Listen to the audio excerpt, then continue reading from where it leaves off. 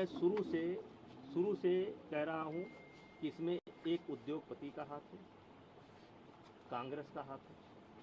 मैं शुरू से इस बात को बोल रहा हूं। एक उद्योगपति, मैंने नाम नहीं बोला है कौन सा उद्योगपति, देश के कुछ उद्योगपतियों का इसमें हाथ है जिनको मुझसे कष्ट है, और कांग्रेस का हाथ है। शुरू बोला था, और आज दिखाई पड़ गया कि किसका हाथ है। जब इनकी मांग मान ली गई, FIR दर्ज की गई, जांच तरीके से कहिए कि कार्रवाई शुरू हो गई, तब आप क्यों नहीं जा रहे हैं? अब क्यों मोदी जी के खिलाफ बोल रहे हैं? अब क्यों खेल मंत्रालय के खिलाफ बोल रहे हैं? अब क्या जरूरत है? पप्पू यादव को बुलाने की क्या जरूरत है? केजरीवाल को बुलाने की क्या जरूरत है?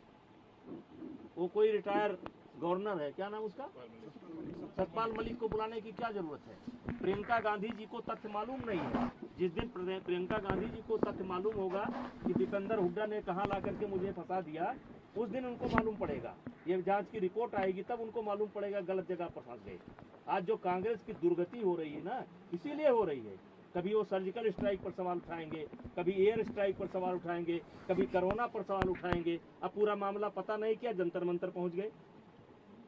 जांच का इंतजार कर लेते, दिल्ली पुलिस की रिपोर्ट का इंतजार कर लेते, तब जंतर मंतर पहुंचते। राजनीतिकरण हो रहा है, आम आदमी पार्टी पहुंच रही है। ये राजनीतिकरण शुरू से, मैं तो फर्स्ट डे से कह रहा हूं कि ये खिलाड़ियों का धरना नहीं है, ये कुछ षड्यंत्रकारी लोग हैं जो हमारी पार्टी को नुकसान पहुंचाना चाहते हैं, जिसमें मुझे मोहरा बना रहे थे।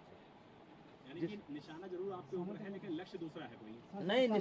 निशाना हमारे ऊपर है, हम बहाना है, निशाना और है, और निशाना आ रहा है। आज देख लिए जैसे जांच कमेटी पर आपने कैसे सवाल खड़ा कर दिया।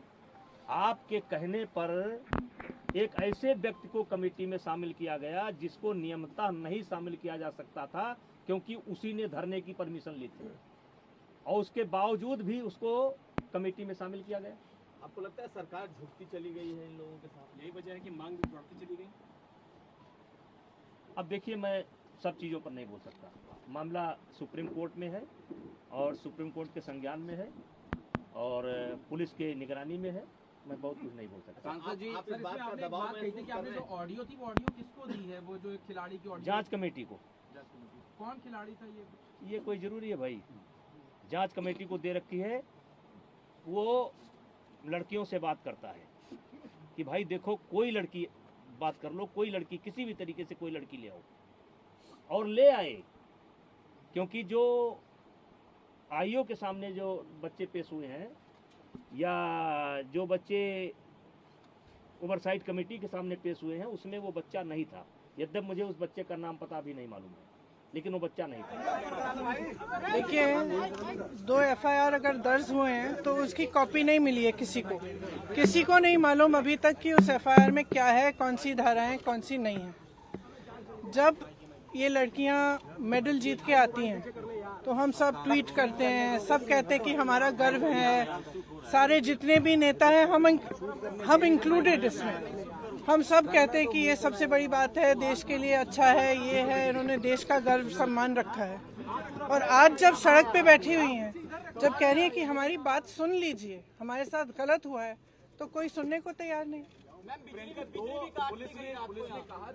मैंने आपसे, आप बार बार यही कह रहे हैं, मैंने आपसे कहा ना, अगर FIR दर्ज हुए हैं तो कम से कम इनको दिखाना चाहिए कि क्या है, कॉपी देनी चाहिए। मैं आपको पुलिस का स्टैंड बता रहा हूँ। पुलिस का ये कहना है कि 2 FIR उन्होंने इंडिविजुअली दर्ज किए हैं। एक पॉस्को एक्ट, क्योंकि एक माइनर लड़की है, उसकी शिकायत पर पॉस्को एक्ट की धाराओं में। दूसरी जो है छेड़खानी के आरोप में, जो कि सीनियर महिला पहलवानों ने की है। और अब इन्वेस्टिगेशन को लेकर होना चाहिए, उसको लेकर आपका क्या कहना है? दूसरा ये अरेस्टिंग की जो बात, देखिए, सीधी सी बात है, इतने जो सीरियस एलिगेशंस हैं इस शख्स के बारे में, तो पहले रिजाइन तो करें, उनको पद से तो हटाएं। जब तक पद पे हैं तब तक प्रेशर डालते रहेंगे, तब तक करियर बर्बाद करते रहेंगे लोग।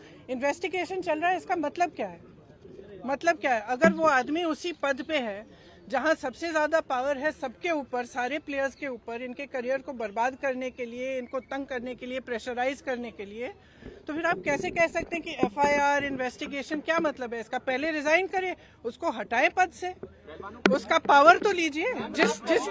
जिस पावर, जिस सत्ता ने उसको इनेबल किया है कि वो ये सब करे, पर पहले वो तो हटाइए। पहलवानों का ये भी कहना है कि क्योंकि रूलिंग पार्टी के सिटिंग एमपी हैं और इस वजह से भी कार्रवाई में देरी हो रही है। आपका इसमें क्या कहना है? देखिए, जो मैं सुन रही हूँ, जो मुझे बताया गया है, और मैं पूरी तरह से बिलीव करती हूँ, क्योंकि ये लड़कियां जो हैं इतनी मेहनत करती हैं, इतनी ट्रेनिंग के लिए इतने शोषण इनको देखने पड़ते हैं, इतना करना पड़ता है एज इट इज़, अपनी फैमिलीज़ के लिए, परिवार के लिए, देश के लिए, प्रदेश के लिए इतना कर रही हैं, तो कुछ कह रही हैं कि इनके साथ, और एक नहीं कह रही है, बहुत सारी ऐसी लड़कियां हैं जिनके साथ ये सब हुआ है।